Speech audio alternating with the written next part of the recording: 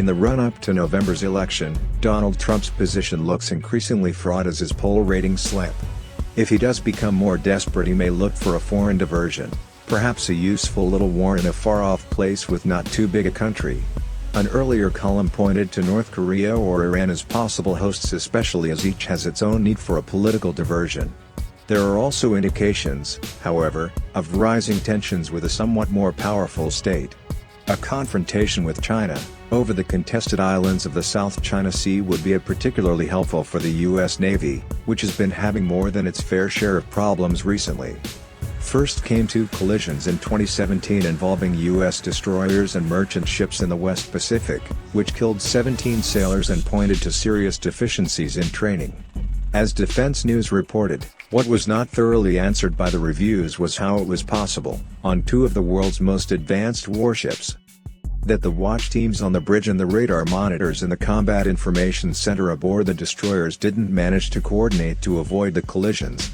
More recently, we had two of the Navy's nuclear-powered supercarriers being confined to port because of COVID-19 outbreaks. To rub salt in the wound, the U.S. Air Force, by a pure coincidence of course, staged a series of intercontinental exercises with its strategic bomber force. All three bomber types, the B-1B, the B-2 and the B-52, were used in demonstrations of global reach.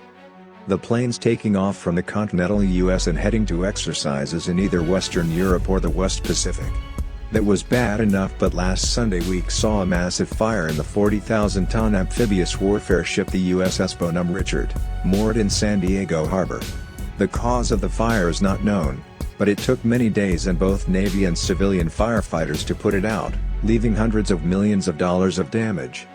So bad that the ship may well be scrapped rather than repaired. 11 of its 14 decks were damaged, some of them wrecked almost beyond recognition, and sections of the flight deck were left warped and bulging.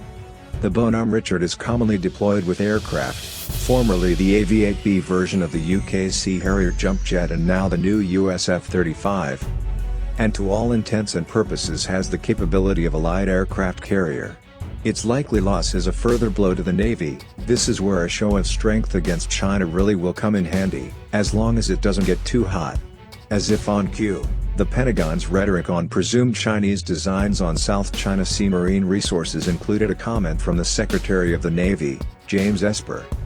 American aircraft carriers have been in the South China Sea and the Indo-Pacific since World War II and will continue to be there, and we're not going to be stopped by anybody. This followed a deployment of two aircraft carrier strike groups, headed by the carriers Ronald Reagan and Nimitz, to join exercises in the region at the start of July. Since then, according to the U.S. Naval Institute, the Ronald Reagan Group has moved to the Philippine Sea for exercises with a Japanese destroyer and a substantial Australian task group led by the amphibious warfare ship Ms. Canberra. The Nimitz, meanwhile, has moved on to exercises with the Indian Navy.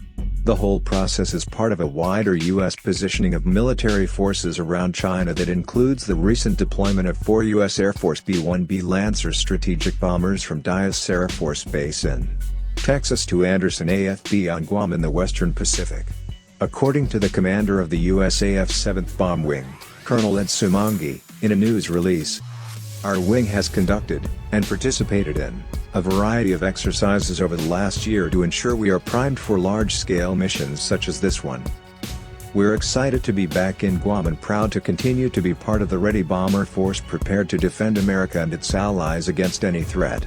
China, meanwhile, has rather upped the ante by announcing a series of live-fire military exercises reportedly involving the firing of 3,000 missiles. With the South China Morning Post reporting that China's Air Force held live-fire drills and sent more fighter jets to its base on disputed Woody Island in the South China Sea last week. As the U.S. Navy steps up drills and freedom of navigation operations in the region, the People's Liberation Army Southern Theater Command conducted the drills on Wednesday and Thursday last week, with more than 3,000 missiles fired at moving targets at sea. State-run China National Radio reported on Sunday.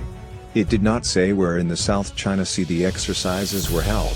Photos from the drills posted on state broadcaster CCTV's website showed they involved JH-7 bombers and J-11B fighter jets.